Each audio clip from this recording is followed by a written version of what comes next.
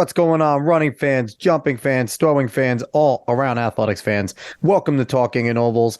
I am Alex Cuesta. My partner in crime over there is Dave Hyatt. What's going on, brother?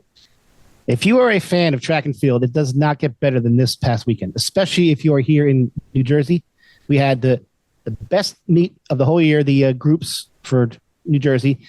Even the NJSIAA with their horrific scheduling couldn't make this a bad meet, but I digress from that. You had the NCAA championships. You had Will Sumner running 144 to win that. Yep. And can we talk about Diamond League really quick? 3 world records. You had Ingebrigtsen running 754.1 for 2 miles. Negative splits. He comes back in like a 353. Faith Kipyegon, 1405 for a woman in the 5K. That is absolutely absurd. And Gurma running 752 to get the world record in the steeple. It is just absolutely amazing what is going on every single week in this sport. It's insanity. It's a great time to be a track fan. I just like to put it into perspective if we have any casuals listening, so I hope we're pulling in more. But just with Ingebrigtsen, what he did, in order to run just a 4-minute mile, you have to be running at 15 miles per hour. Put that into perspective. He did sub 4 twice. So he held faster than 15 miles an hour for 2 miles. Try running 15 miles an hour at a sprint right now. I guarantee most of you can't. I know my fat self can't anymore. I'll break my legs if I do it now. And I did talk to a few casuals after that meet who I told them to go run it. And I agree with them. Some of the purists might hate it. I love the lights on the track. It's growing. I think it helps the casual fan. They have to stay ahead of that light. To me, it's as big of an innovation in track as the yellow line is for football. It helps you keep track of what's going on. Only turn it on if there's a legitimate chance, right? If there's a real chance. I feel like if there isn't a chance, if the race they want a world record, but they're 10 seconds off, turn it off. Because then I think it becomes a distraction. But, but thank God they're doing something different, right? They gave us lights. Yeah, cool. Throw us a bone and we'll cheer for that. But absolutely. No, more casuals. That's cool. And also over the weekend, go check out RG3 and Michael Johnson. They're back and forth over on Twitter. It's good for the sport just to see people passionate about it and kind of debating and arguing, and 2 megastars like that. So we had another great weekend. Today's Tuesday, June 13th, 2023. It's the time we're recording. If you like what you're hearing, like what you're about to hear, share, follow, subscribe, rate 5 stars, Spotify and iTunes. Spread this word of mouth. Go find us on the socials at Talking in Ovals. Last week's show, we had a fun show. We had Kirk Barrage on.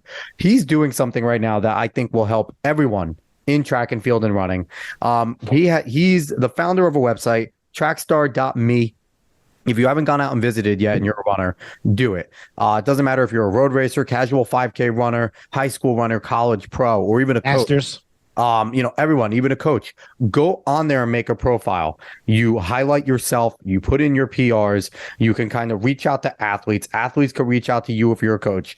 It is a fantastic resource. It's basically, he's trying to make it a YouTube for runners. So it's a really cool thing. I definitely recommend everyone go create a profile on trackstar.me. It was a great show. Go listen to it last week. And Hyatt, we have some PRs from groups this week. We do. It was a fantastic weekend in New Jersey running. I want to start off from our good buddy, Coach Tefelsky, always sending us PRs because his team is kicking ass this year over in West. They are. Talk about depth. That team is Talk about depth. Over at the Group 4 championships, he had the 1,600 meter champion, Ryan Daly, running a 4:16. Then they also took second place. Dan Cortese ran a 4:17.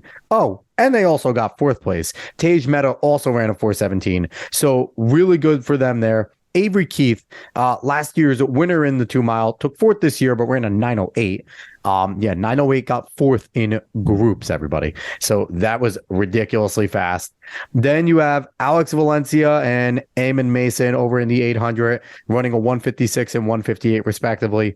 Finn Mindock and Joe McGowan both doing discus. Finn threw 159 feet 8 inches, placed third, and Joe McGowan threw 153 8 inches and took fourth. So Westfield did their thing in groups. Coach Tefelsky's doing some. And I believe they were second, and South Brunswick was third, or it could have been the other way. So two of our past guests, we know we're placed the second and third in the groups. It was CBA close. wins groups. Congrats to us, Sean McCafferty out there. I mean, it was awesome. You want to give some shout out to some of your South people? I do. I have a shout out of 2 people from Tom's River South who qualified for the group meet. We have Raymond Gardner in the pole vault and Justin Villamizar in all 3 throwing events. Congrats, guys. That's awesome. All 3 throwing events. That's badass. And it's nice to hear you mentioning South, because I was just thinking today, we haven't heard a damn thing from Tom's River South. Basically, this whole entire time. So I'm happy that we have some Tom's River South representation. Yeah, I got to reach out. I definitely have a huge connection with the old coaches there and the time from when I was there from my era. But I got to reach out and keep in contact because they're actually on the rise and they're actually doing some really good things. Great. As the show progresses, we will talk about them more. And lastly, I'm going to wrap up my alma mater, Manchester Township. We have some individuals going to meet a champs. Mubarak Adaragba, we say his name every single week. I think I got it right this week. He's the champion in Group 2 long jump. Jumped fantastic. Going to get some competition in mocks. There was a guy that jumped 24 feet in the state. He went 23-4. Mubarak went 23-4, did really well. We have Joe Keurig. He qualified in the 110s. He took 4th. Tyrone Benjamin in the 100. I believe Tyrone took 3rd or 4th. He was 5th, but Tyrone ran really well. Bella Palmiato in the triple jump. She's going on to meet a champ. So nice to see Manchester representation going there. So everyone, thank you for always submitting your PBs, PRs, whatever you want to call them. We, meet a champs. Hopefully we get some more, and hopefully we get a few champions we could talk about, because that's what we want here. On to this week's show. This week's show, we have a great show, as we always do. We have somebody that is an assistant coach over at a smaller school, college, which we really want to hear because it's going to be a great perspective. We have Mike Walker. He's the assistant coach of men's and women's cross country and track and field at the College of New Jersey. What's going on, Coach Walker? Hey guys, thank you for having me on here. It's awesome. Like I told you guys before, I've been following you and what you've been doing, and I think this is great for the sport just to hear all the shout outs and the PRs from the high school perspective and how you guys cover college and pro. It's awesome to hear a podcast like this. So great job to you guys. Thank you. We certainly appreciate that. So I have to start off right here. I'm going to put you both against each other. So Coach, you coach at the College of New Jersey. Dave went to Rutgers, which claims to be the New Jersey's, true university. It's the state university. School. It's a university, not a college. Which one? So which one is truly has that stake on right there? Hey, one's a college and one's a university. So. And I'm also from that time period where it was Trenton State. So yes, my mom is a Trenton State graduate, and she refuses to call it the College of Jersey. Yeah. She hates it. She's so against it, but I'm like, Mom, it is what it is. Progress. That's how I viewed it for when it happened to us when we were there. It's I guess the state has enough talent to go around for all of these great institutions. So it's all good, man. I cheer on Rutgers and Ryder and Monmouth just as much as any of the D3s when we're out at nationals. So we can agree that New Jersey's awesome, and we can butt heads while we go against each other. But once we're against the rest of the country, then it's all Jersey pride. So absolutely. That's not the answer I wanted. I wanted you guys to know, but I appreciate it. And also, TCNJ is a cooler acronym than TS. I'm not going to lie. So TCNJ rolls off the tongue.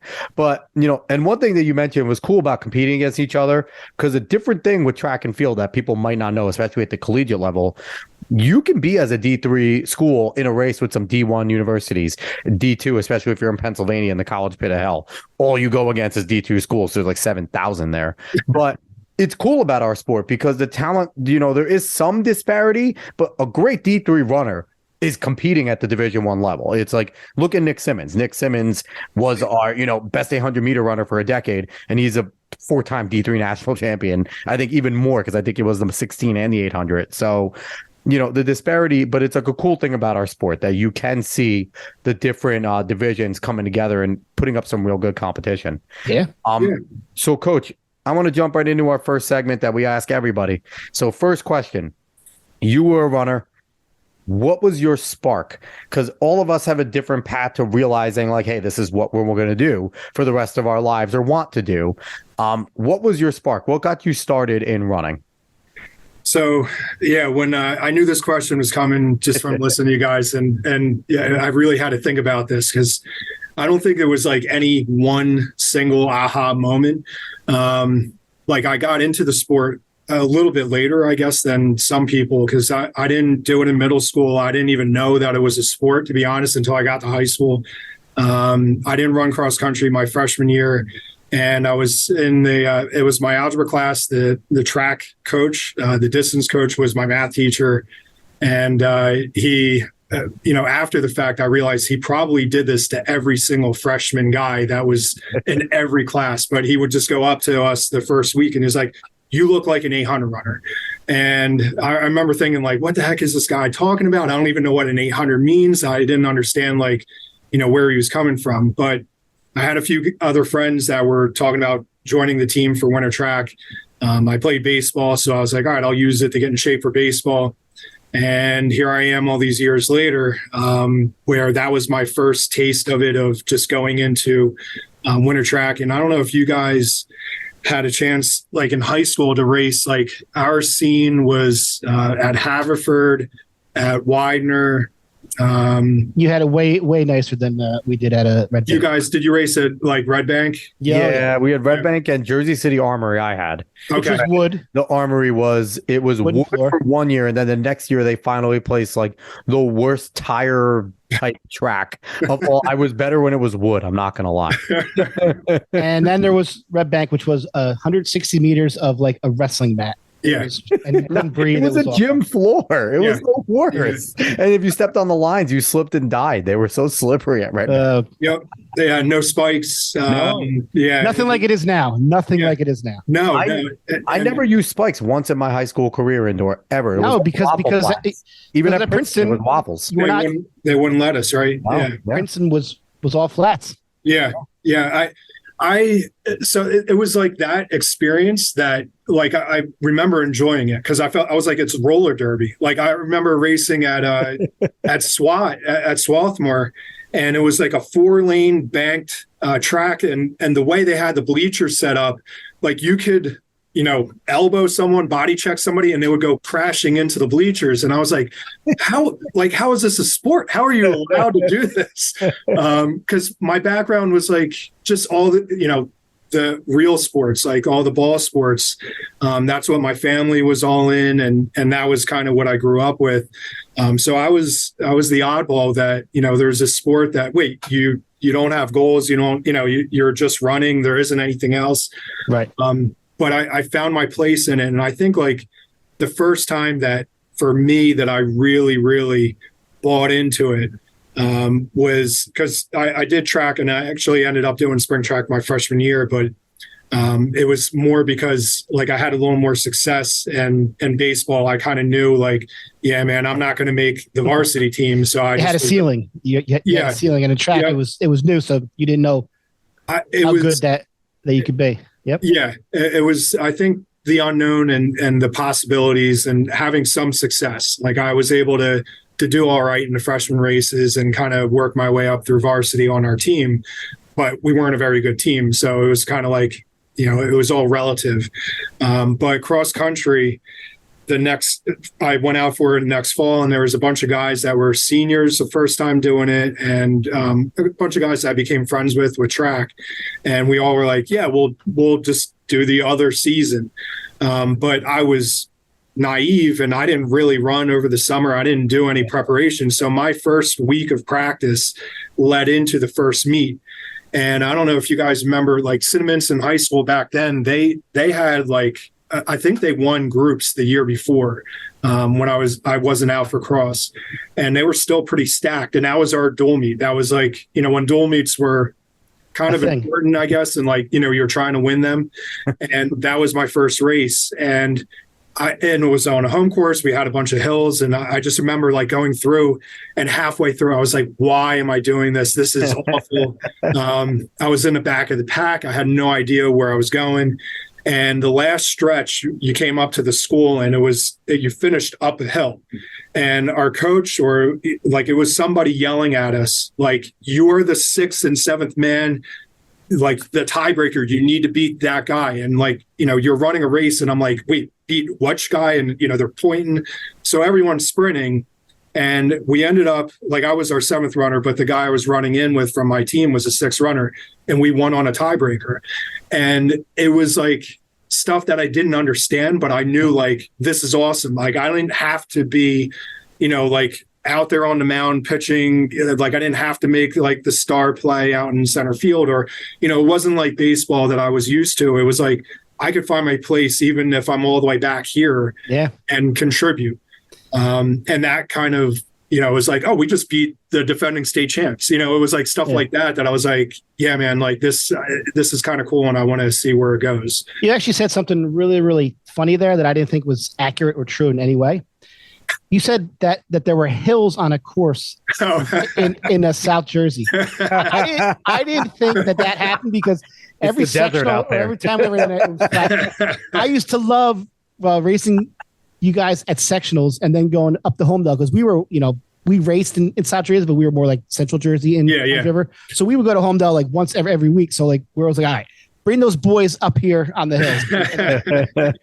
We'll take care of them there. I'll listen. I agree with you. Like, true South Jersey, there is not a single hill that you could find out there. But like Mount Holly, it really is a mount, and we ran 7 different ways up that mount to make it a cross country course. I would love going down to the South Jersey Open or to state sectionals, because I'd run a minute and a half faster than I ever would at Homedale. I'm like, I'm running 16:05. It's fantastic. Well, 17:10. I'm trying to think. Kingsway. Kingsway was the sectionals for a few of my years, and I believe maybe some like tech school or something, or maybe West Hampton Tech. Or maybe it was Delsey or something, but it was always fast and flat. It was great, but I do remember running mostly at Kingsway. For most of my sections, and it was not. I mean, and you would finish on the track. It wasn't like and 5K ish. I mean, listen, it's still my high school 5K PR. It's on that course, so I'm counting it. I mean, that's like when we used to run some meets over at Pinelands. The Pinelands dual meet course was like 2.7 miles. Like, it was like you'd run like a PR by like 3 minutes at that place. It was dumb. I know. So Mike, I want to talk a little about, because we mentioned earlier, in high school, you were South Jersey Group 3. Yeah. I was South Jersey Group 3. And that was a loaded group and a loaded section, because we had a lot of people from there who won who did very well at states, including winning media champs, like we mentioned earlier. From my school, Chris Greer, you had the Waiton brothers, you had Scott Muir, you had Eamon Blanche, you had one of our old guests, Sean McCafferty, when he went back to Central Regional. Yep. Chris McNish, who went to Central Regional. So you had a lot of really good guys there, and it was always fun for us, because being way like the furthest north of South Jersey, it was always cool going down there and running against teams that we didn't really see. Like, you guys probably saw each other every week, because you guys probably ran most of your races there. But for us going down there, it was really, really cool to see all these different teams that we didn't race against. And, like, we would I remember Mainland was always really tough. I know we beat them 3 out of my 4 years there to win sectionals, but it was always like 1 or 2 points or 10 points. And you guys over at Rancocas Valley, it was you and a couple of your teammates are always, in the top 10 there. It was just a really fun time.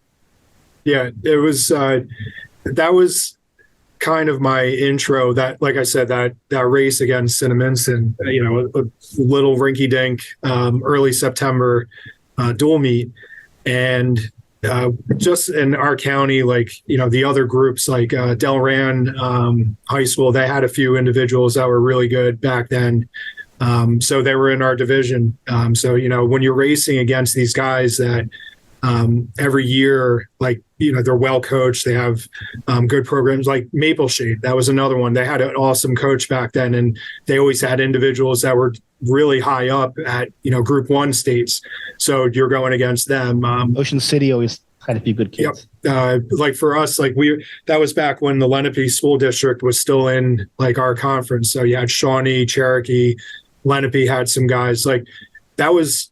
I didn't know any better. It was like you're just racing against guys that eventually it's like, oh, wow, that's a guy who's medaling at meet of champs. So when you get to, like the sectional meet, and I have pictures and looking back, I had the pleasure of coaching against Kurt Wayton when he was over at West Windsor South all these years.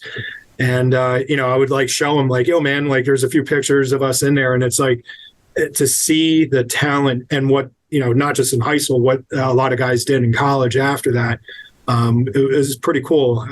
So I was third guy on my team for the most part. Like Jason Capelli was our top runner. Yep. He came up here to Trenton State TCNJ first and was regional cross champ, All-American a few times. Like he was a stud. My good friend, John Harris, who was my year, he was another guy that was placing in like all of South Jersey. So I didn't have to do the heavy lifting. I just had to, like our coach told us like in a dual meet, he's like, listen, if you go 1, 2, 3, you automatically win. Can't lose. So that was my pressure where he was like, all right, you're a third guy. You got to beat their first guy. And I'm like, what? Wait a minute. What's going on here? Awesome. That's really easy. Thanks, coach. I went back and I did some research because my old coach kept crazy in-depth booklets for every season that we ever ran. And Mike beat me every time that we raced. So no.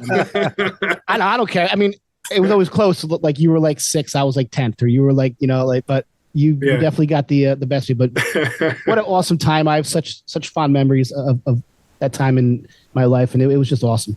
So, Coach, speaking of memories, you talked about, your memory of racing Cinnaminson, which is like cool to be able to draw back, right? All these years later. Yeah.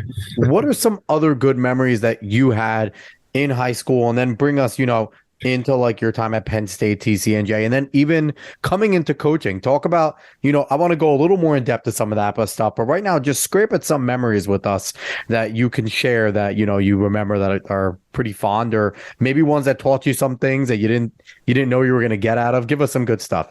Yeah.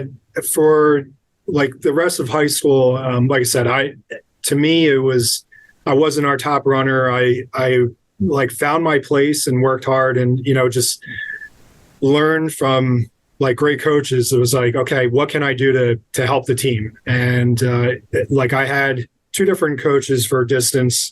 We had a cross country coach that was Vince Phillips, still in touch with him all these years later. And Ed Moore was that math teacher I was saying earlier.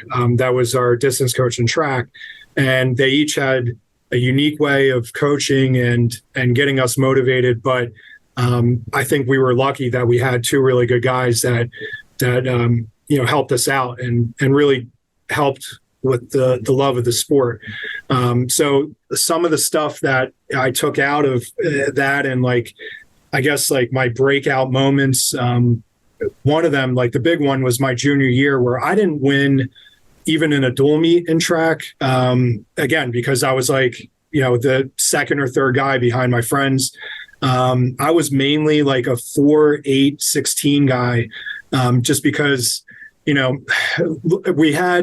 we started getting talent on our team after my freshman year, but we still had sprinters that if you asked them to run a 400, you might as well have asked them to run a marathon. It was like anything past 100 meters, and they were just like, no way, I'm not going to do that.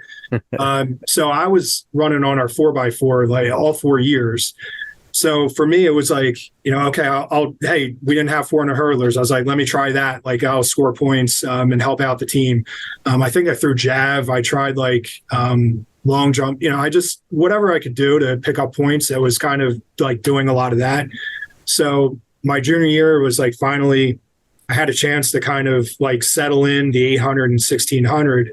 And I remember going into the county meet. It was like, hey, our team, for however many decades, we were sitting behind Willingboro. Willingboro had, I don't even know what, it was like 160, 170 straight dual meets that they won through the 80s and 90s. Ridiculous. We had teams like Shawnee or Cinnaminson that were like, well-rounded teams. So our team didn't win a division, didn't win a county in however many years. And I remember the coaches like sitting us down like, hey, we think we have a chance if we line up things and we're kind of talking about points. And it was funny because for me, it was like, okay, well, Jason will go into 32. He'll win that. Then he'll come back into 16. He'll win that. And you and John will just try to scrap by and, get some points. And in my head, I was like, and again, I didn't win a dual meet. I didn't break 440 at any point in my career. And for whatever reason, I was like, you know what? I'm going to win this race and I'm just going to go for it and just see what happens. And I remember talking to Jason and John, and they were like, all right, yeah, man. They were supportive and they were like, whatever, if we go 1, 2, 3, we don't care what the order was. And so it got to the race, ran it, and I ended up winning and running a 10-second PR.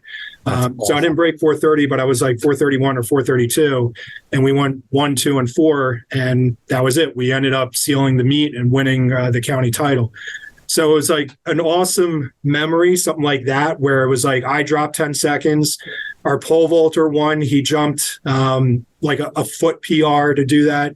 A guy in a long jump, he went off the wrong foot and had I think it was a 1.5 PR to go from 21 something to crazy. 22.6 in the long jump. Maybe he was going off the wrong foot the whole time. Yeah, yeah, seriously. That is possible. But it was all these crazy things that came together that, it was how we probably had no business to think about winning it, but our coaches were so enthusiastic and positive. Even my freshman year when we won one dual meet and we lost, a dozen, didn't score any points at sectionals. I remember how positive they were about everything, and not to the point where it was obnoxious or was these guys, they're just kind of blowing it, they're blowing smoke. It was just they always look, hey, well, you set a PR, or you know what, you ran this really well, this part. So they made me realize there was a lot more to take out of it and just kind of build off of that momentum. And I think that's why we ended up winning my junior year. And it kind of seems like they had a vision. They actually saw what they had, and they were like, the talent's here. And, kudos to them. Because I know, from being a coach, Dave and I know from being a coach, seeing talent's one thing, but trying to figure out as a coach how to harvest that, pull that out of them, and then not screw it up along the way. And then, especially when you have young talent, you're like, oh, all right, these kids are freshmen, and balance the injuries that they're going to have in 2 years. They don't see it yet, but we as coaches, we kind of see that if this keeps on progressing, and if Mike does come out for cross country, and this person does come out for cross country, and that is a skill. So kudos to your coaches for being able to, stick with it, have a plan, and watch it come to fruition, because that's awesome. It was a fun time to be part of that team, and but also in the school, I think by the time I graduated, the baseball team, they won states that year, which I was like, all right, maybe I wasn't bad at baseball. It was just that I was going against guys that were getting recruited for D1 and stuff like that.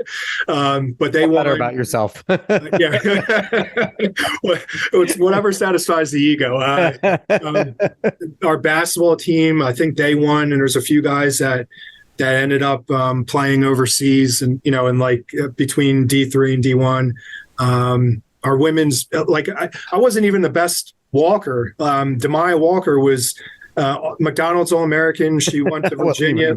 She played on Team USA and won a gold medal. So I was like, I'm my own homeroom. Yeah. I'm not the best athlete there. I am county champion. I can't even own my own last name in this school. Right. Yeah. Even at my locker, I could look next to me, and I'm like, it's one of the best in the country right now. But you know what, though? She probably gave you a fist bump after your county champion, right? She probably gave you props, too. Well, after she won, because she did track. So that was she played basketball as McDonald's All-American. She also did track. I think she won me the champs in a long jump. So, yeah, it was awesome. Wait, hold on. There was a 3-sport athlete that's a thing. The specializing wasn't a thing yet, where everyone just went and did one thing only. Even back then in the 90s. Well, listen, as a distance runner, you almost have to. Like, there's It's really different. no Track is different. I just hate when baseball players are like, "Oh, I'm going to go throw 7 million balls a year," and then wonder why I need Tommy John by the age of 9. Yeah. So yeah, keep going on through. No, it was just to finish that thought. It was like, great memories. Like, to me, it wasn't even just what we were doing, within our own team and that bubble. It was just cool to see like the whole school kind of pick up and take off from there. And I don't know, I was just lucky. I was always around other athletes with whatever sports that I did, that it seemed like it was like a winning culture. It was, I had a lot of success with the teams I was on. And I think a big part of that luck was just having awesome coaches and people to be around. It's made it fun. We've had on, high school coaches talk about their past. We've had on pro athletes, and almost all of them say that their favorite part of high school was being on the relay races with 3 other people and just sharing that moment, because like the individual stuff's great, but those are the memories, like running at Penn Relays. Those are the things that just stick with you, for the rest of your whole life. Yeah. The some of the, like, my favorite races, particular races in high school was the 4x mile. I guess they don't have the meet anymore. The East Coast Relays. Yeah, East Coast Relays at Randolph or Morristown. It was at Morristown. I remember racing there, and because that was the first time that, like, I remember seeing teams from like New York, PA. We were going head to head. Like, there was a year that I remember we were hanging in there with CBA, and you remember. So this is pre-internet days for all those young kids out there. I know those days. The interwebs. So you had like the newsletter, I think it was like track and field or something like that. And you would get out at the end of the season. And I remember seeing it was by the great Ed Grant, one of the greatest writers of all time. Yeah. So it was like the New Jersey Bible for track and field. It was. And it was cool to see, like, our names and that relay from that race. And it was, like, all right, man, we ran that race and, set the school record. So those were the best ones, any of those relays that we got to go out and DMRs competing out of state and, indoors up. I was racing at the Armory when it was still that flat wooden track. So it was like stuff like that was pretty cool to get there, go around and do stuff like that. Yeah, awesome times. Go ahead, Dave. So you're a senior. Did you get a lot of recruiting from colleges? I mean, you ended up at Penn State. Like, did they even talk to you? Did you walk on there? Like, I don't think on the work. So again, like with me starting the sport, very naive. Even my senior year, I was also very naive. So I did talk to a few coaches, but it was mainly with the help of my high school coaches, just like, hey, reach out, see, like, I think I had, I was running in the 420s. I eventually, my PR, I think, was either at groups. I don't think it was at Meet of Champs my senior year. So it was pretty late where I ran 424. So that wasn't getting, any like big attention from places, but a lot of the New Jersey schools, I think a few of the local colleges, like your D1s, like Marist and stuff like that. And so I did get some, so I did have some coaches reach out, but specifically 24 then though was way different than now. Yeah. Oh, it was like you would get a letter in the mail. Yeah. And then a few phone calls. And so I remember talking to some of the coaches, but I was interested in majoring in architecture. So that like really limited what schools I could look to and talk to. So going into my senior year, I actually went out to Colorado, and I did not have any idea about how good the program was. I again, naive. We went on a tour when we were out there. It was a family vacation. Let's look at a few colleges. My parents didn't go to college, so everything was brand new to us. And I remember, you're on the tour and it's like, hey, where's the track coach? Where's the office? And they pointed it out. We walked down there. So I ended up accidentally running into Wetmore and talking to him. And I only remember it because, it's like, oh, I'm from Jersey. And he was like, oh, hey, awesome. I'm from Jersey. And, it was in my few minutes talking to him, and it was like, all right, I knew I was going to walk on or try to. Same thing at Penn State. I reached Harry Groves. Yep, I talked to Coach Groves, and I was like, "Hey, I'm interested." And I remember him saying, "All right, well," he was. The one thing I think saved me was that I was also born and raised in Trenton for early part of my life, and he was a Trenton guy. So, he was like, Trenton. He was like, all right, I'll give you a shot. You just make sure you run this much, show up on this date, and then we'll take it from there. So I ended up going to Penn State and trying out and making the time trial. And I remember we had to run a 2-mile, which I didn't run in high school. I didn't need to. We had better 2-milers. So the few times I did run it, I remember running that time trial, and I didn't break 10, but I think I ran 10:0, whatever it was. It was low 10 minutes. And I stepped off and I was like, all right, man, I PR'd. I was like, that's awesome. And that was a time trial.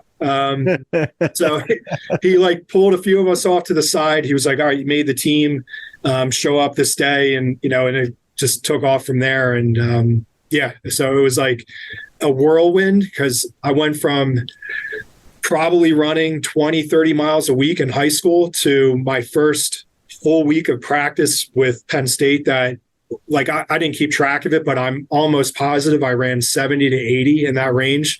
Wow. And man, I don't know how I survived that fall.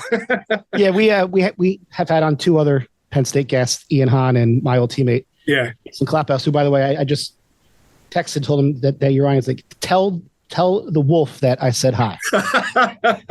Oh man, Claphouse, tell him I said hi, man. I will. But they were saying, Harry Groves was old school. It was all about training hard every day, and they said that every run just ended up being the last mile and a half, just an all out run. Oh yeah. There were no rest days. It was all just fast, hard. Yeah. That was the coaching philosophy then. It's certainly changed now. And I think we are seeing, with rest, kids are able to recover faster and maybe less injuries and run faster. But that old school way, which I had in high school too, was just you're going to run all out every day. Yeah. And I had no idea. It was just survival. I would show up to practice and I didn't know. It was it's a workout day. All right, man, whatever. Just point in the direction and, I'll figure it out. I'll just do whatever he says. And after a while, those other days where I couldn't keep up with the runs and, you're dragging the last few miles. And I remember when Jason, because I was a sophomore when he came on as a freshman. 1 year younger. Yeah. So there was a little group of us that we made a pact where we were nope, no matter what, we are not going to go hard. We are going to chill with this run. Don't let any of us pull out. So if somebody started going, we would yell at each other, no, stay back here. We're hanging out. We're taking it easy. We need rest. Yeah. But it took a little bit to kind of figure that out. And it wasn't it didn't have to be hammer it all out. But it was definitely an adjustment for me, especially my freshman year. But with that, it was still fun. I still enjoyed it. There were days where I was dragging and, maybe I didn't enjoy it as much, but overall, I really, I think Coach Groves, for me anyway, it was a great experience learning from, just how he connected with his athletes. I was a walk-on, and he still made time to kind of talk through things, find out about everybody on the team. It was a cool time to be there, and even just like walking on, and like I had a few like cross seasons that I did break into the top 7 and I had a chance to travel. But it was like by the time I got to the end of the fall, I was broken. So it was like track was like trying to recover or getting back from an injury. Like I could never figure out the track side of it when I was there. So, I would like to talk to like a current XC kid in college right now, because I really feel like it's a distance runner thing, because I'd imagine they still do the same thing, because I was more when I was at Marist, I was a 4.8 guy. I dabbled in the 15 every once in a while, ran it slowly, but every once in a while I would jump in with some of like the middle distance XC kids and we'd go do a long run together. And it's just something about you long distance people where you'll be going and you'll be doing like an 8-mile run, and it's like, all right, it's cool, the pace is good, we're all talking the whole time, and it's about to get going because the conversation just starts to dwindle and starts to slow down. And then all of a sudden, pardon my French, you have that one jerk off that goes. And then it's just like everyone goes and it just clicks. And all of a sudden, like you're looking down at your watch and you're like, all right, we were not supposed to be tempoing close to sub 5. I hate all of you. Like, and it's like, and I'm telling you right now, the more sprint minded 800-meter runners were not doing that. We were picking it up. Like I think it's just a natural thing. The end of the run, the last mile, everyone kind of picks up their legs a little bit. We were not doing that. It's an XC kid thing. It is a cultist type thing, because I love my XC friends, but it was a cultist type thing where you guys all of a sudden was like, let's see if I could drop 5 at the end of a 13-mile run. It's like, why? But it's just, I really think that definitely, I don't even think that has to do with coaching. I think that's just a way the chemical imbalances in distance runners is. Yeah. And I can imagine it still goes on in cross-country teams today. Coaching or not, better strategy or not, it probably still goes on. Absolutely. Like I do every now and then go out and run with my guys, that I coach, and like, especially if I get caught up and it's a long run, and I instantly, every time I do it, I'm like, why did I decide to go this loop with this group? Like, I know better. I'm too old for this. And you're right. Like, it starts picking up. And by the time I get back, I'm like, I haven't run that fast in probably 15 years. Thanks. Like, that was awesome. And now it's going to be another week before I have to take a week off now. Yeah. All I remember is you'd always have that one person, whenever someone would pick it up, you'd have one person in the back just going, why? But we all ran. We all would do it. Everyone would still go, but someone would yell, because we'd all say to each other, all right, no one's going today. No one's going. It was a lie. It was always a lie. So, Mike, you're at Penn State 3 years, right? Yep. And then you transferred to, was it Trenton State then? It actually just switched over to TCNJ. TCNJ. What was that like? What was the difference between Penn State, a Big Ten school, to Division I, to then going to a smaller school back in your home state? Like, how much difference was there in competition or in training, or just the different levels that you saw being from a large Big Ten school to a smaller D3 school? Oh, wow. Yeah, that was back. So when I was at Penn State, like, I had the pleasure of lining up one of the cross races. Kevin Sullivan is on mine, and it's my God. So it's like, hey, here's an Olympian. That's awesome, man.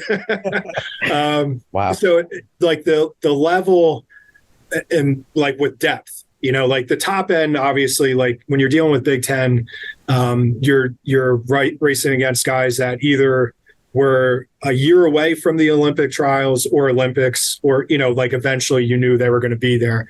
And for me, it was like, again, being that role player, like I was fighting to get into the top 7 in cross. And I did race it was like regionals and IC4A was combined, like where they had the races on the same day my sophomore year. So I got to travel and race that day at IC4A when we had the regional squad, and it was up at Boston. And I remember it was like sloppy and cold and icy and rainy, maybe even, snowy out. But I was at one of those races because Claphouse finished like 8th or 9th at regionals, and me and Chris Greer and Geiger from Rutgers drove up there to go watch it. That might have been his sophomore year. Okay. Yeah. Your junior year. So my junior year, yeah. And yeah, it was so like races like that, you see where you fit in. And I still, in those few years, I was like, no, I'm a middle distance guy. Like I don't know what I was like at the time. My heart was into the mile, maybe even the 800. Like if he would have put me in there, but I just wasn't fast enough. So cross to me was just like, it was fun to not look at splits and just go. So I know like for that race, like I ran low 31 minutes in those conditions. And looking back, I'm like, how did I not see that I was better suited for the longer races? So it was like, the depth and just like if I finished in 50th or 60th place running that time, to me it was I'm the 50th or 60th best guy. I didn't think it was fast. I just thought like I still gotta all these guys in front of me that I gotta catch up to, and I didn't really see myself like as a long distance guy or having success with it. So do you think though, if it would have clicked then and you would have kind of focused and kind of re-geared your mentality and your training, that you could have been like a good XC runner, a good 5K, 10K guy on the track type of thing? Well, eventually I did. And that's where like, I wish I kind of found that earlier. Yeah. But in the end I give credit, and I kind of take that philosophy to what I do as a coach now, where Groves, it was like, okay, you want to train with these guys? Like he didn't, like, I don't think it mattered that I was a walk-on or not. I think he was just like, okay, this is where you want to be. Then here are your workouts, train hard, and we'll see where it goes. And the same thing when I came to TCNJ, it was like my first year, I was still kind of mixing it up as mile, like up to the 5K on the track. They didn't force me like, or say, oh no, we see you being better in the 5 and the 10. They were like, hey, this is where you want to race, and let's have fun with it. So maybe it worked out like where I did have success because I did all that speed work and I just kind of hardened myself. So I no regrets with it, but I ran a lot of mileage even for that. Like Penn State, man, I know I was up like 110, 120 for weeks. And but at that time I was running like, oh, okay, the top guys are doing this. I got to do the same thing because I want to figure out how to be as good as them. So yeah, it was a learning curve, but like that difference in level, it was like, I think I got hard in those years. And when I told Coach Groves, like, hey, I'm going to transfer, but it was really because I changed my major. I was out of state, so paying that tuition for Penn State, it just didn't make sense for me when I knew I had 2 more years to finish up for a teaching degree. I was like, I need to go back home, and like, it'll be better for me and like, my loans and everything. And I remember him saying like, hey, good luck.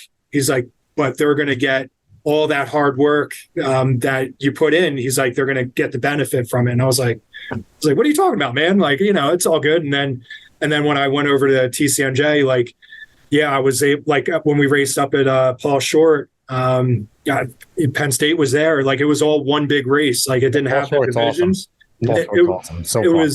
I had a chance to race there 5 times in college. So I had fun all 5 times.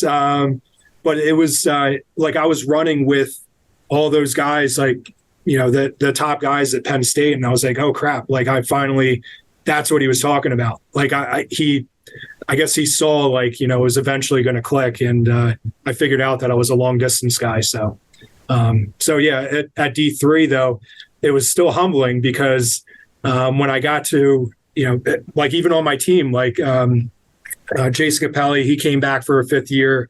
So I still wasn't even necessarily like the top guy here, which was fine. To me, it was like all good because it was like, all right, this is a guy I grew up with. I've known since I was 4 or 5 years old. So, hey, let's go and hammer it out. And if he beat me, it was like my brother beating me. It was like, in the moment I was trying to get him, but afterwards it was all hugs and high fives. So it was just like getting to the D3 national meet that I was like, yeah, man, it doesn't matter what your jersey is. Like, even if you're a Division I guy, like, coming in, like, people are fast, and scholarship or not, there's a lot of fast dudes that are out there.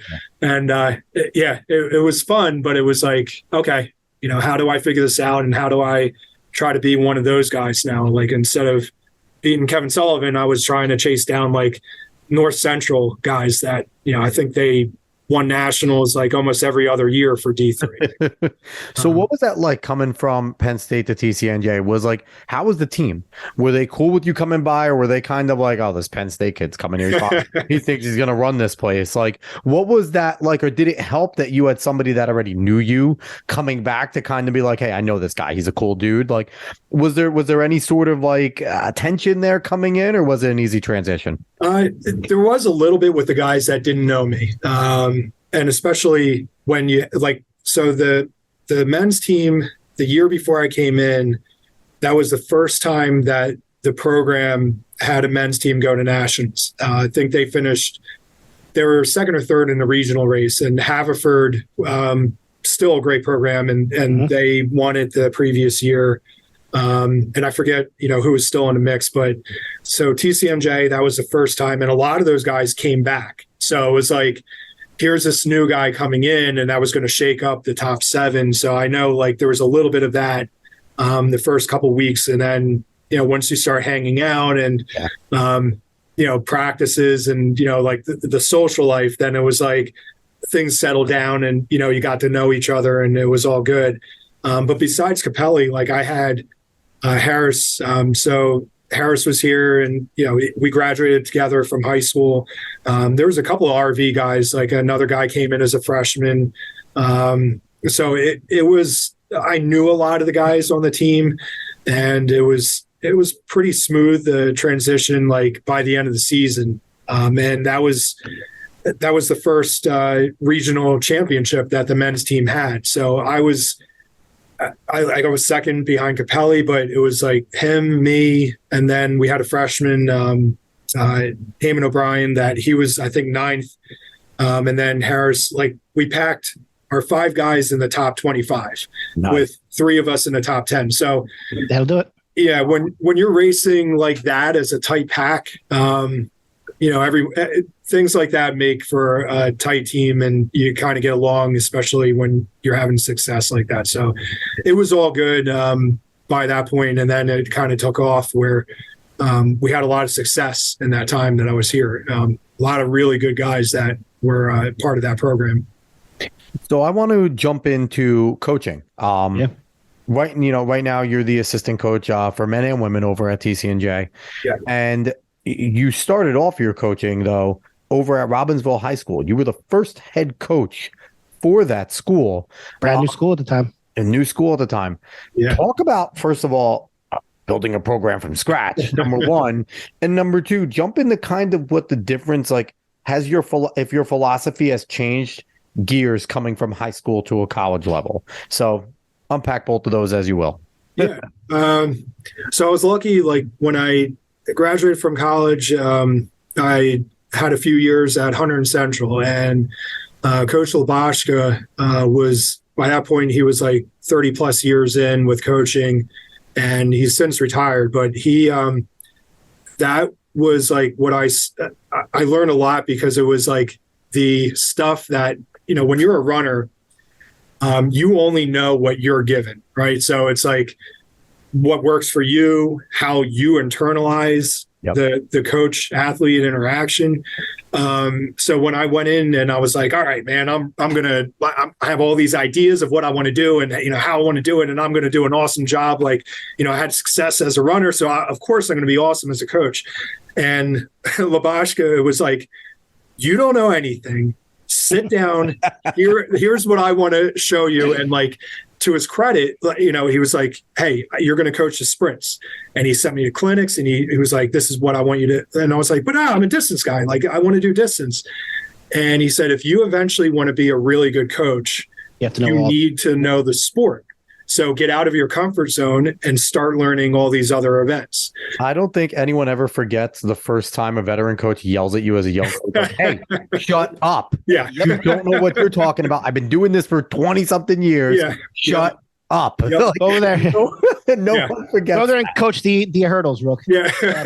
I had Coach O'Donnell in football. I was assistant coaching in football, and I said something on the sideline. He turns around, he goes, "Cuesta, shut the hell up." But you never forget it. You learn quickly there. Yep. Keep your mouth shut, listen, and learn. And if anyone like that ran for Labashko or like coached with him, like, like he absolutely told me, like, shut up and listen. This is exactly what you're gonna do.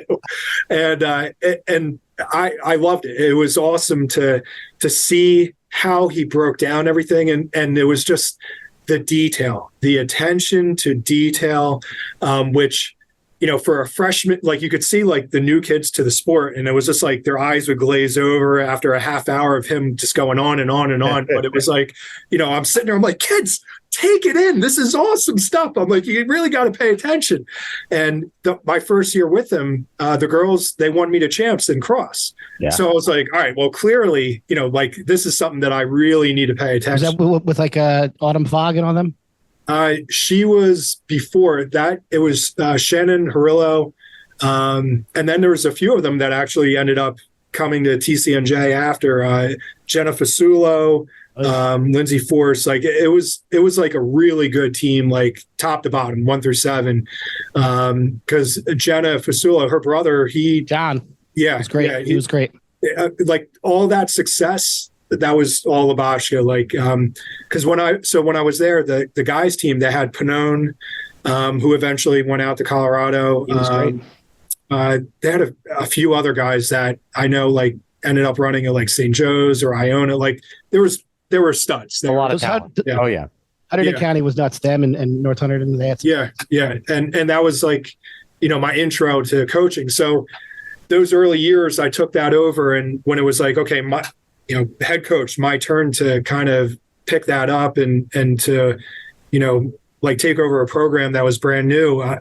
I incorporated a lot of what he did on top of what I learned from Coach Groves, what I learned from my high school coaches, like Steve Dolan at TCNJ. Like, he was in his late 20s, like, when he took over, like, when he was coaching me and those guys.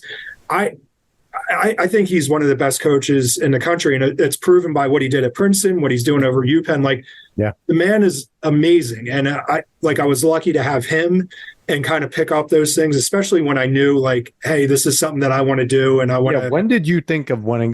We always ask that question. When did you know you wanted to be a coach? When I switched to education, like when I knew architecture wasn't for me, and I was like, yeah, I want to get into teaching, and it was just natural, like the idea of coaching. So when I had, like, at TCNJ, I had those classes where you had to field work, where you're out in the classroom. Like, I was able to kind of talk to the coaches. I was just like curious about it. I'm like, hey, how did you get into coaching? Like, why did you decide to do it?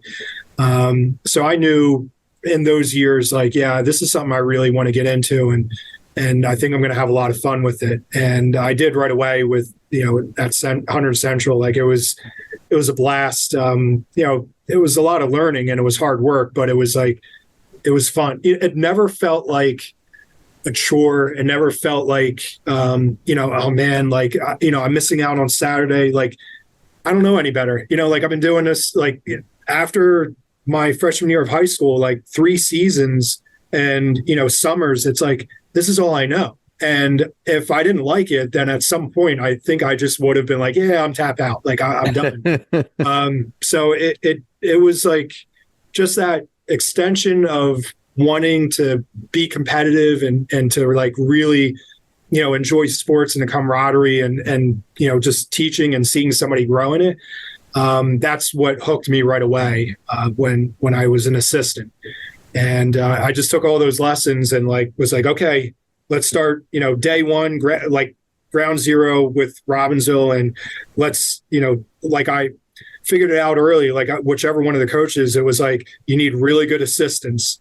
And if you have people that are good around you, then that's going to make it easier for you. And also, like, everyone's just going to have more fun. So I kind of got lucky, like, where there was some really good people in the building. Some people that I still work with to this day, like John Hutchinson. He joined with, I think he was student teaching at Robbinsville when I was first there, and then he was hired. And so he was like, fresh out of college, young guy, and he didn't compete in college, but he did in high school. And he is like an awesome guy to have around kids because he wants for the person to be better, and like all the technical stuff he figured out and he's learned through the years. But you knew he was going to be really good because the way he talked about the kids and how he wanted them to just, grow and mature and to help them through that process. So yeah, I stole him and we had an opening over here for an assistant position. So he's over here at TCNJ with us after all those years at Robbinsville. So, I've just been lucky, I think, to have people, really good assistant coaches when I was over there and good administrators that, allowed me to, they entertained me for whenever I came in with demands and stuff where I was like, we need this, and this is going to make us better. And, it's going to help the program, the kids. And they were like, all right, calm down. We'll figure it out. And, for the most part, they were supportive, and, it was like, made it a lot easier to kind of build that program. So then you transition to coaching in college, and you're not the head coach now. So you can focus on one certain content area or, distance racing. How has that been different from being like the head high school coach and, kind of in charge of everything and just the whole college process? Because now you got to work on recruiting and all that other stuff. Yeah. So I guess like some of the big differences, because that's always like a question, for the people that I still keep in touch with and not, it's like, hey, I'm recruiting your kids, but it's also people that you become friends with that you coached against, for all those years. And the recruiting piece, it's obviously different where it's like now I can go out anywhere, and talk to any kid from any school. Whereas when you're in high school, it's like you only can recruit who is in your building. Yeah. So I think it's a little bit easier to recruit and find the kids that, fit your program. And by that, I mean like, personality wise, like who's going to be a good fit, who's the type of student athlete that, is going to blend in with your school and, the academics and also what you're trying to build athletically. High school, like, you go, I would just go through the lunches and I would go to every table and like the kids, and I'm like, oh, I know you don't do a sport. Hey, you, like, I think you should come out. You were that algebra teacher. Oh, I was. Became the algebra teacher. I was, man. Like, but, it was like you had to keep up, especially in my county. Like you had Waiton over at South that they had like an army of kids. Like he would show up with 120 kids, rolling off a cross country team, like just distance kids. And I'm like, yeah, how do you even have that many like in your school? Like, how is this possible? He was the Pied Piper, man. Like he would get everyone out. And I was like, all right, well, how for me to get a program to beat this guy, like I got it. I had to go out and like get every kid, and it didn't matter. I didn't care. It wasn't about like the fastest kid, the most athletic. I was like, I want everyone, because then we could just start building like, that culture of, it didn't matter if you were trying to break 6 minutes in a mile, if you were a guy, or 5 minutes, or if you were, trying to get under 4:30. To me, it was like, I'm going to give you all the same attention, and we're just going to go for whatever, your ability is. And now, college, I was just going to say, like with college, like I bring that same idea where I like having walk-ons. I start out as a walk-on. So to me, it's like the same idea of like, wherever you fit in, I'm going to try to help you the best I can. And now I just don't have to worry about, algebra or calculus. Like I can solely focus in on your well-being and like, more the personal stuff that sometimes you don't get enough time to do that when you're a high school coach. So now as a D3 coach, do you know, like, all right, I'm going to a meet and I'm going to talk to this level kid. Like, do you say like, maybe like the kid who's going to win me the champs, or that level kid, like you don't even talk to them, or do you just say, screw it, I'm going to talk to everyone and see what happens? So like for me, I break it down. Like there's a group of kids that, like, especially with MyoSplit, it makes it so easy now. Like I look for progression, and then I'm like, okay, like this is a kid that I think is going to really like they're going to take off after their junior year. So I have a list of kids that aren't, like they're not medaling at groups maybe or meet a champs, but like I their program, their coaches, like the type of training that they're getting. And it's like, all right, I think this is somebody that's going to blossom late. And so I have that target. And then there are kids that medal at Meet a Champs. And, like we've, through the years, like we've gotten a couple kids to come to us because it's like, if I know their coach, and I'm like, hey, what kind of kid are they? What are they looking for? There's so many people that I've met through the years, like through coaching in high school, or even that were teammates of mine, or, like I was keeping in touch with TCNJ as an alum, and it's like, oh, that's somebody that ran, on the team 2010, but they're coaching now and I know them. So there are some of them that they have those athletes that, are up there in cross or track and, that we will talk to. But the reality is, like it's up front. It's like, hey, man, we're not going to be able to give you any money, but this is what we can offer you. And this is what, you can do with us. So it's something that, I have a little bit of both, I guess. So it's very important to build that bond and to know as many high school coaches as you can, so you can kind of have an in with the athletes. Yeah. It's especially like the type of kid, it's like for me, like, you'll talk to a high school coach and then they'll like, oh yeah, well, they'll give you some of the information. And I'm like, maybe we're not the best program, but did they talk to, these other colleges, like these other coaches? Hey, this is somebody that they might be a really good fit for. I don't know if like we do enough of that in Jersey, but that is something I know, like out in the Midwest, like they will help each other out in some of those programs, like especially the Division threes up in New York, the same thing. Like the SUNY schools, like they're hyper competitive against each other. But if there's a kid, it's like, I don't have that program at my school. You should go over and talk to that one. So that is something that, like, I think, if it's a kid that's perfect fit for us, then yeah, obviously we're going to, go all in and, talk to them. But if it's something else where I'm like, hey, this is a good Jersey kid, keep him in state, maybe they should talk to this coach. There's some of that too, that it helps, I think.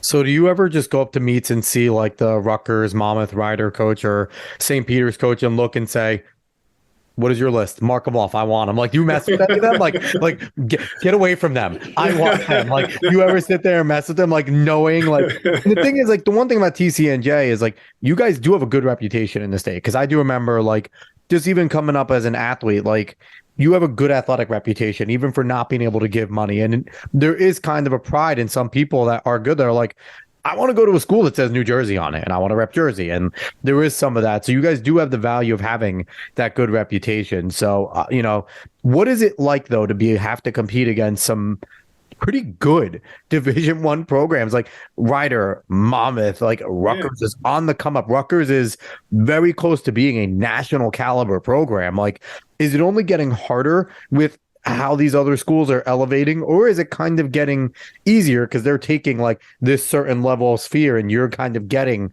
those diamonds in the rough that you guys want? Yeah, I think, like, look, you guys go through the PR list, right? You see how deep the state of New Jersey. So we don't even have to go recruit Westfield alone. Yeah, right. you can make a whole team. Just bring Westfield over to TCNJ. You guys are in national every year. Yeah, it's like there's a few. You could say that, but there's like a few schools that it's just like man, like you just go down their list, and it's like every year they turn them out. Yeah. And why? It's the coaches that are there, and they're awesome coaches, and it's no surprise that they have the success that they have. It's not like you mentioned Ryder, Bob, and Penn State guy, and just look at the success that he's having there. Like just with his women in particular, but his men are running great too. It's awesome to see. They're right down the road from us. Like, I think some of their loops actually come over to our campus when ours go down their way. So I know our kids get along, and like they talk to each other. Some of them were teammates in high school. So it's definitely it's not like that thing where it's like, hey, stay out of my list or anything like that. Because in the end, I'm like, if they're running awesome, then it's like, great. Because look, you can come, like if Ryder's a good fit for you, and especially, if you can get money, that's awesome. But if we're a good fit and we have the program that you're looking for, then you're still in Jersey and you're still going to have a lot of success. So for me, it's like, it's cool to see Rutgers, like the same thing. That's our Division I, that's the state university. Yeah. So if they're doing well, then that only is enhancing, the state itself and the outlook for, I think, everybody. So to me, it's like there's enough talent for everybody. And in the end, the family and the kid, they're going to settle down with, the place that they're going to feel comfortable with, and that's the best fit for them. And I think there's definitely enough. Just, again, you don't even have to go outside our borders. Right. No, I mean, when you do, then not at all. yeah, like there's especially now, you have a kid who runs like a 925. They're not even making it past groups. Right. Yeah. So it's like 20 years ago, you're like a 925 kid is going to. Yeah. Going D1. And you're looking at that going, that kid can progress to sub 15 at a good program. Like, so you can easily get a good kid like that with like, a good program. So I want to ask you, you've done both, high school and college in terms of coaching.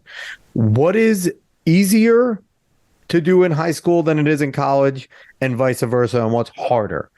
So kind of, give me the easier for both and the harder for both comparison wise.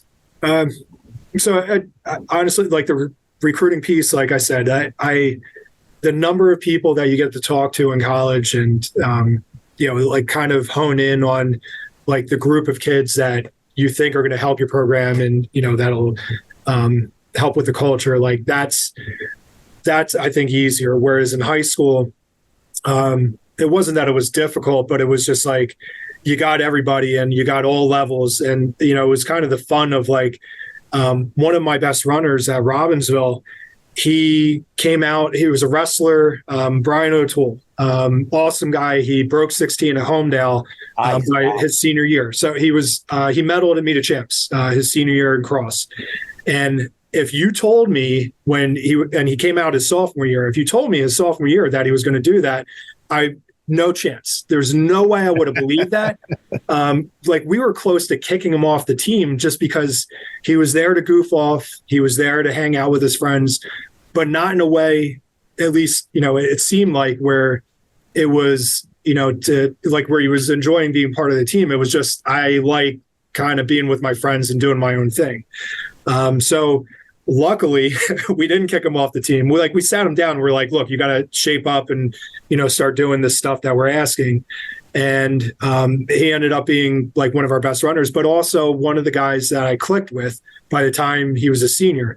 I got to know him better through high school. So it was like something like that, where it's like, you get these kids that have all different motivations when they're on the team in high school. And it's like, some of them you're like, I don't know about this. I don't know how this is going to work out. And when it does, it's awesome. But, it doesn't always work out quite like that. Whereas in college in general, like, look, if they're going to run, especially Division III, where they're not getting an athletic scholarship, they really do like the sport. So that's where there's a big difference. And I think they have run in the past, so they understand what it entails. You're not getting someone who knows nothing about anything. Yeah. Someone who's probably run a couple of years in high school or maybe somewhere else in college who knows what it entails and what it takes. And I don't want people to get it twisted. They are very serious about competing in D3. And I think even you got to say maybe even a little more serious, because there isn't money involved. Yeah. So, to go and succeed and to be good as a D3 athlete, like you have to be dedicated. Like keeping a scholarship isn't the motivation and those types of things. It's quite literally going out there and beating yourself. So something, but there's also not that pressure of I have to run because of my scholarships. But it's you're free and you're doing it because you love what you're doing. And I don't want to take away from like D1, D2, even NAIA and things like that, but there's kind of like a purity to D3, which, I think they could wear as like a little bit of a chip of, I'm doing this because I'm passionate. I know I'm talented and I know I'm good at this, but I really just want to get better and beat myself and win for my teammates. So there is something pretty awesome about that. Yeah, yeah, absolutely. And look, man, it's the same way for my runners. I'm sure that, like, the same when I came over to TCNJ, there was it was like a quad meet. It was us, Ryder for cross, like us, Ryder, Rutgers, Monmouth. And That's awesome. I want to see that again. That would be awesome. Look, man, like it was like a tune-up for us to go into our conference meet, but we raced it, and like we won. Like it was TCNJ, and I'm like, all right, like it doesn't matter the jersey in the end. Like if you go out there and you just compete, clock doesn't lie and all that kind of stuff. Like where you size yourself up pretty easy, and it is something for D3, like that difference. Like when I was at Penn State as a runner and coming over, where it's like, oh wow, like you mentioned, the pressure of keeping a scholarship and that kind of stuff. Like you didn't have that, and I saw that. Like somebody that I came in at Penn State as a freshman, he was at nationals in cross. Like he was an awesome runner. He was like, I think he ran like in the 920s in a steeple up in New York in high school. And he quit after his freshman year. And he was like, he's like, I just don't care about the scholarship and I don't really like it that much. And that was like an eye opener for me, because I'm like, dude, I'm busting my butt just to stay on the team. And this guy's like, like all that talent. And, in D3 where it was like, oh yeah, everybody, like, we're really like, we're not skipping out on stuff. Like everybody is here because they really, really want to do well and have success and, have fun with it. Yeah, you're quite literally only hurting yourself in D3 if you're not, like, putting it out there. But yeah. So before we close out, I want to ask one last thing we ask a ton of our guests, because one of our goals in this show is to, get this to the casuals, really expand the sport, make it better. If you had the crystal ball in your hand, if you had the power, what would you do in order to improve our sport and make it more popular? Oh man. So this is like where somebody finds the real answer, then they'll have a lot of money. Oh yeah. And we'll take 10%. Founder's fee. There's a lot of really good people out there that I think, like, in the end, it's going to come down to whatever happens in the professional ranks. And when that gets, they get their act together, that'll filter down through the levels. Look, what other sport is there where the professionals have to go and find the college level meets or competition so that they can get in, like part of their season? Like we need our professional runners to run in like Boston, in the indoor season. You need like some of the meets, like SWAT, like that would be like a tune-up for the outdoor season for a lot of the professionals. Like other sports don't have to do that. So the professional ranks, until there's some kind of, and like the Diamond League is nice, but until there's some kind of system where you can draw in the casual fans, like an actual league and an circuit or league, yep. Yeah, like, and I know, like, looking at the history of the sport, it's like there were times where some of these things bubbled up and then it fizzled out.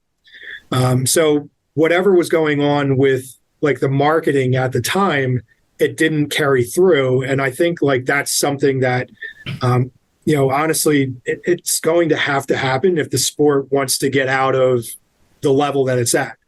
So I don't know, like I really like reading into the history of sport. And there were times where this was the premier, like different events, like whether it was like, breaking 4 minutes in a mile or the chase for that, or like you had different events like over in Europe, cross country, or just, 24-hour runs, or like any of those like novelty things at that time that eventually evolved to the sport that we know now.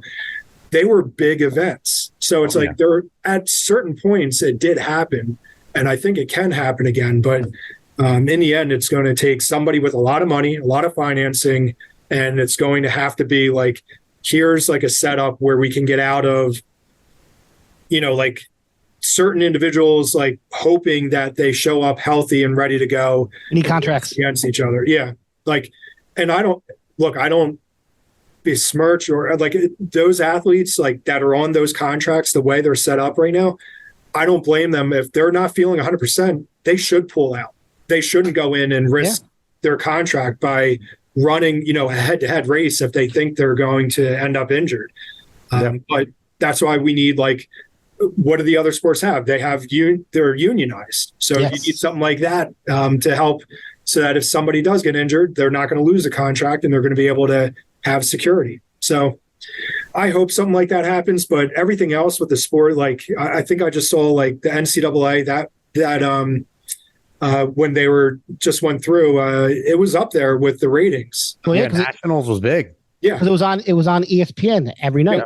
So like they had like it was on free cable TV. You didn't have to buy Peacock or Flow Sport. It was accessible, and they actually brought in someone like RG3 who ran track in Baylor, who gave a different perspective, who played football. So who certainly would have been an Olympian probably in the hurdles if he would have stayed, because he was, but again, he picked the right sport because the guy's a millionaire. So it's like, you can't necessarily blame him because track and field doesn't have that. But I completely agree with you. I feel like we need contracts. I think they need to unionize. I feel like having a team to compete for might not hurt, because then going out and running at 93% isn't going to risk your contract. You're trying to get points for your team. You can have guys, similar to the position you found yourself in a lot of your career, where we have those guys who are like relay specialists, right? They're not necessarily individual guys, but then the relay specialists could go run individual events and be important because they can get points. They could do these little things if there was that professional setting.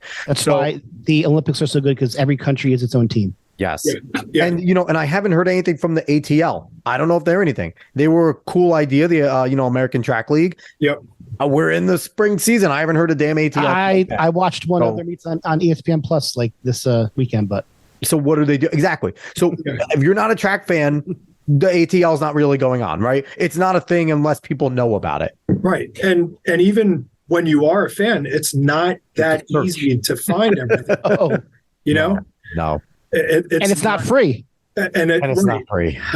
So when there has to be somebody that wants to really get that off, and we need a Steve Cohen.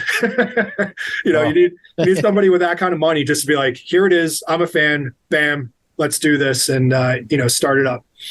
I've said it before and I'll say it on every single episode. We need that nerdy genius distance runner, because all of you know it, who ended up becoming in Silicon Valley Tech, that still goes on their 3-mile runs every morning to look back and go, there's a lot of money if I can make a good track league, because there is a ton of money if you make a legitimate good American track league. Yeah. But I digress there. Coach, thank you so much for coming on. This was a great show. Yeah, thank you for having me, guys. I appreciate it. So it was great hearing. Yeah, go ahead, Dave. It was great hearing all the different perspectives, because you've been, high school coach, college coach, D1 runner, D3 runner. I just love seeing people that I raced against in high school who are still loving the sport, because it is one of the sports that once you get the bug for it, you're hooked for life. Yeah, and and I think a lot of young runners that are listening to this can kind of get a good perspective out of you, because you won the county one year, but most of your role was being that important depth guy in cross country. So there is something to be said, and you had a pretty successful career collegiately, and you eventually did end up becoming one of your studs over at TCNJ, but it was through your hard work. It was through your buying in. It was through your being, just wanting to be a member of that team and wanting to win so badly that you would step out of your element to throw a jab, to do this, to do that. So there is something to be said that if you're not the top guy or girl, if you're not county, conference, state competitor, keep working your ass off. You're important to a cross country and a track and field team, and the hard work will pay off. It always does in the end in some way. So I think your story could be inspirational to anyone that isn't, especially right now. If you're not running 8:59, you're nobody nationally in the 2-mile in high school, which is stupid. It's absolutely stupid. So Coach, once again, thank you for coming on. He's Mike Walker, assistant coach of men's and women's cross country and track and field at the College of New Jersey. Really appreciate you coming on. This was a great show. So we'll be back next week. If you like what you heard, like, share, follow, subscribe, rate 5 stars, Spotify and iTunes. Spread this word of mouth. Go find us on the socials at Talking in Ovals. Everybody, we will see you next week. So long.